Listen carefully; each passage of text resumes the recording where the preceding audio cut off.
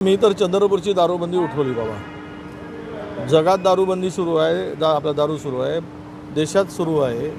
ज्या ज्या राज्यांनी दारू बंद केली त्या राज्यांनी पुन्हा दारू सुरू केलेली आहे. आणि नाहीतर अवैध दारू, आता दारू बंदी असूनही पुण्यामध्ये आज इतक्या लोकांचा जीव गेला, ते आकडा दाबला जातो आहे ती बनावट दारू पिऊन. म्हणजे दारू सुरू असताना.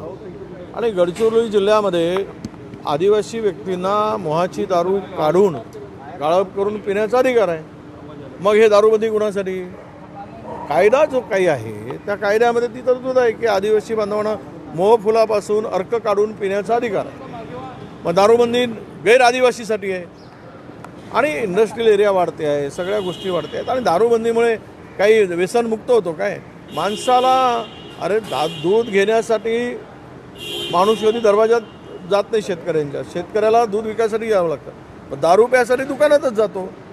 तर हे सगळं काही याच्यावर चर्चा बिर्चा होते ना, हे फालतूची चर्चा आहे. प्रगत देश, सगळ्या ठिकाणी लिकर पूर्णपणे मोकळीक आहे.